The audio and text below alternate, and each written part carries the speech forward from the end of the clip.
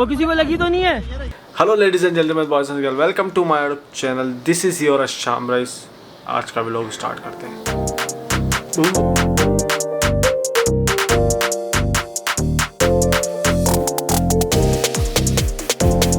तो जी हाँ दोस्तों, जो शुरू में आपने वीडियो देखी उसको देख के ऑल इज़ वेल कह दें, क्योंकि सब चीज़ नॉर्मल है और किसी को कुछ भी नहीं हुआ था। वो मैं आपको वीडियो के एंड में बताऊंगा कि ये हुआ क्या था। तो जी हाँ दोस्तों, स्टार्ट करते हैं कराची से कोयटा। कराची से कोयटा का डिस्टेंस आपको मालूम है? मुझे भी नहीं मालूम है, गूगल करते हैं। Wait, hello Google, please find Karachi to Quetta distance. It's 689 kilometers to Kedah from home by car.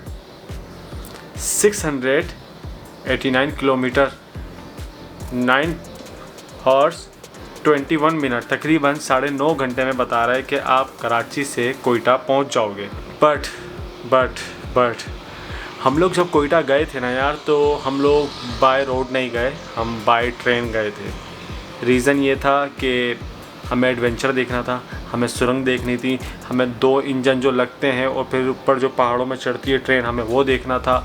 तो हम लोग इसलिए बाय रोड नहीं गए थे, बाय ट्रेन गए थे। और यही रीज़न था हमारा बाय ट्रेन जाने का। और बाय ट्रेन जाएंगे अगर आप लोग, तो एडवेंचर तो मिलेगा, इसके साथ साथ थोड़ी सी ख्वारी भी मिलेगी। ख्वारी आप लोगों को ये मिलेगी, आप 24 घंटे तकरीबन 24 घंटे बाद आप लोग तकरीबन पहुँचेंगे कोयटा। और बाय रोड 9 घंटे, 9.5, 10 घंटे, और बाय ट्रेन 24 घंटे या 21 घंटे। तो अंदाज़ा लगा लो आप, डबल से भी ज़्यादा है। सिर्फ और सिर्फ हमारा ट्रेन में जाने का रीज़न ये था कि थोड़ा सा एडवेंचर देख लेंगे, और जो व्यू ट्रेन से मिलता है वो बाय रोड नहीं मिलता।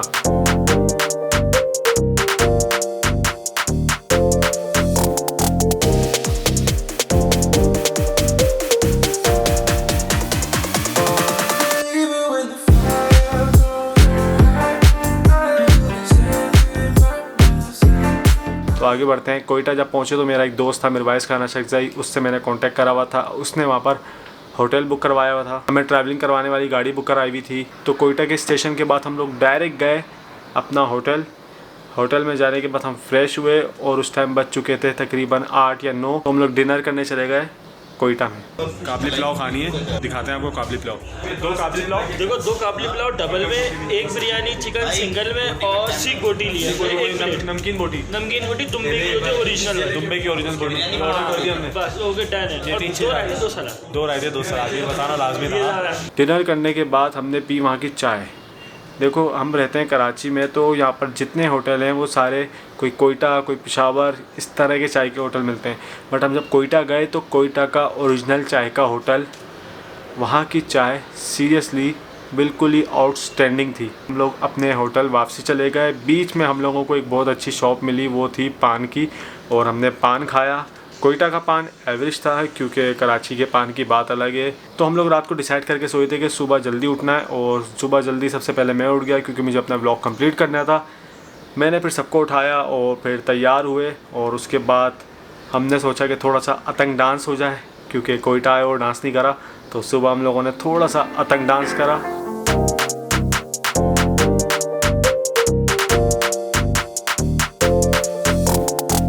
उसके बाद हमारा सफ़र स्टार्ट हो गया और हमारी गाड़ी आ गई थी नीचे। तो हम नीचे चले गए और अपनी गाड़ी में बैठ के ज़ियारत के लिए चल पड़े। हमारे पास जो हाईरूफ आई थी, उस हाईरूफ में सबसे ज़्यादा मज़े की बात ये थी कि सारे पुराने गाने, सारे विंटेज गाने, उन गानों को सीरियसली बहुत एंजॉय करा। उसके बाद बीच में हम रुके जहाँ पर हमें नाश्ता करना था, और नाश्ता चाय पराठा, कोयटा का सुबह का माहौल, सीरियसली बड़ा मज़ा आ गया था सुबह के नाश्ते के लिए। उसके बाद हम लोग वापसी चल पड़े ज़ियारत की तरफ, और जैसे जैसे हम ज़ियारत के करीब आते जा रहे थे, वैसे वैसे ठंड भी बढ़ती जा रही थी। ठंड आहिस्ता आहिस्ता बढ़ती जा रही है। ज़ियारत की तरफ जा रहे हैं तो वहाँ पर सुना थोड़ी और ठंड है। फाइनली हम लोग ज़ियारत पहुँचे तो हमें पता चला कि अभी ये क्लोज़ है, और 2 घंटे बाद या 1.5 घंटे बाद ये खुलेगा। ज़ियारत के अंदर फाइनली हम लोग चले गए, और वहाँ पर जाने के बाद मैंने अंदर की भी पूरी वीडियो बनाई, जो कि अलाउ नहीं थी, बट थोड़े थोड़े शॉर्ट्स मैंने लिए हैं। और कायद आज़म रेजिडेंसी नाम है उसका, कोयटा की और बलूचिस्तान की पहचान है वो जगह। तो वहाँ पर जाने के बाद हमें एहसास हुआ कि कायद आज़म यहाँ पर क्यों आए, क्यों इनको डॉक्टर ने रिकमेंड करा यहाँ पर आने के लिए, क्योंकि ये बहुत ही सुकून वाली जगह है और बहुत ही रिलैक्स फील कर रहे थे हम लोग वहाँ पर जाने के बाद। उसके बाद जैसे जैसे टाइम आगे बढ़ता गया तो हम लोग वहाँ से निकल गए और तकरीबन मगरिब हो चुकी थी, तो हमें लग रही थी भूख, तो हमने खाना खाया वहाँ पर थोड़ी देर रुक के। और हमने ये सोचा नहीं था कि ये 6 घंटे 6.5 घंटे का सफ़र है। हम ये सोच रहे थे कि शायद 2.5 घंटे 2 घंटे का सफ़र है, तो हमने ये सोच के निकले थे। बट हमारा पूरा दिन ज़ियारत का एक दिन पूरा निकल गया था। उसके बाद हम वापसी आए। वापसी आने के बाद हमारा जो दोस्त था मिरवाइस, उसने बोला था कि मैं घर जाऊंगा, मैं तुम्हारे साथ नाइट स्टे नहीं कर सकता। बट हमने उससे रिक्वेस्ट करी कि भाई हमारे साथ रुक जाओ, क्योंकि कल हमारा दूसरा दिन था। बट मिरवाइस को घर जाना था, तो वो आया हुआ था बाइक पे। तो मैंने बोला यार जा तो रहे हो, चलो सही है, बट तुम अपनी बाइक का एक राउंड हमें दे दो, और हम चाहते हैं कि हम कोयटा में भी बाइक राइड करें, और जिस तरह कराची में घूमते थे इस तरह कोयटा में भी घूमें। तो मैं, मुस्तजाब और मिरवाइस, हम तीनों निकल पड़े कोयटा की स्ट्रीट पे बाइक चलाते हुए। वहाँ पर हमने आइसक्रीम खाई। उसके बाद हम कोयटा में घूमते रहे और वहाँ पर किसी ने हमें बोला भी कि ये तुम्हारा कराची नहीं है, ये कोयटा है, यहाँ पर जल्दी सो जाते हैं।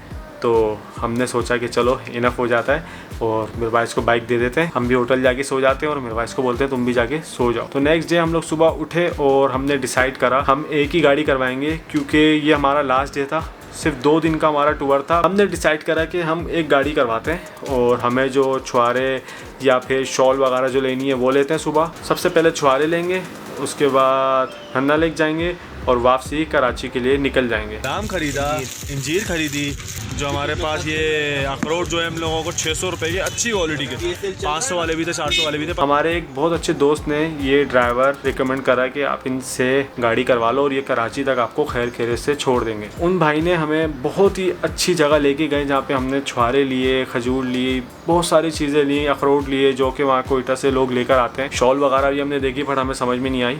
उसके बाद हम निकल गए हन्ना लेक के लिए, और वहाँ पर जाने के बाद हमने वहाँ बहुत मज़ा करा, बहुत तफरी करी। सीरियसली बहुत प्यारी जगह है वो, एक साइकिलिंग वगैरह, और ऊपर बैठ के हम लोगों ने चाय पी, तो बहुत मज़ा आया उस प्लेस में। जैसे जैसे वहाँ पर टाइम गुजरता रहा तो हम लोगों ने डिसाइड करा कि अब मगरिब होने वाली है, नमाज वमाज पढ़ के यहाँ से कराची के लिए निकल जाते। और करा भी हम लोगों ने ऐसा कि हम कराची के लिए निकल गए वापस। हमारी गाड़ी तकरीबन 140 की स्पीड से थी। हम लोग थोड़ी सी शुगल में भी थे, गाने वाने चल रहे थे। ऐसे जैसे कटेगी ये लड़की, पागल है, पागल है, पागल है, पागल है, ये लड़की पागल है, पागल है, पागल है, पागल है। बट हम लोगों को ड्राइवर ने बोला कि गानों की आवाज़ कम कर दो, सदके वदके के पैसे हैं तो वो निकाल के रख लो, आगे कोई भी आएगा तो उसको दे के हम कराची के लिए निकल जाएंगे। आप लोगों को मैं बताता चलूँ, कोयटा से लेके कराची तक जो रोड है ना वो 1 वे है, और ये बहुत डेंजर था।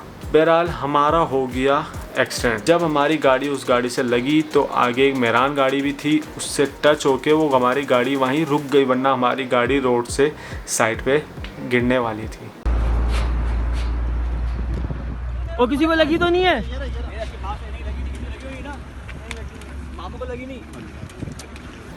ये वाली बात मैंने अपनी अम्मी के अलावा किसी को नहीं बताई हुई थी, बट मैंने कहा टाइम गुजर गया तो अब सबसे डिस्कस कर लो और अब शायद कोई मसला नहीं होगा। और हमारी गाड़ी एक साइड पे खड़ी हुई है, हम लोग एक साइड पे खड़े हुए हैं, ड्राइवर उनसे जाके लड़ रहा है। शुक्र है अल्लाह का कि आगे FC वालों की चौकी थी, और हम लोगों ने उनसे रिक्वेस्ट करी कि सर हम ऐसे ऐसे कराची से आए और हम टूरिस्ट थे, तो प्लीज़ हमारी आप हेल्प करें और हमारी दूसरी गाड़ी आएगी जब तक आप हमारे साथ रहें।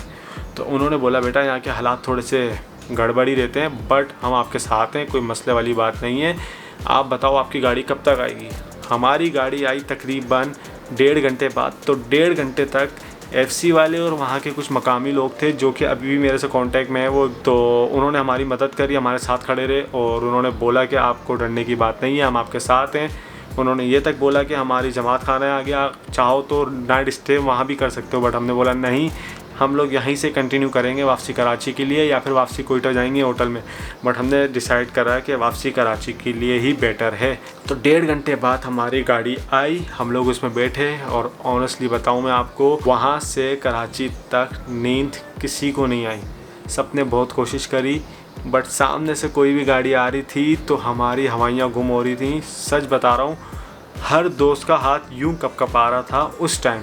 वो टाइम याद करके अभी भी ना मतलब गुम हो जाता है हर बंदा, कि वो टाइम जो था हमारा बहुत डेंजर था।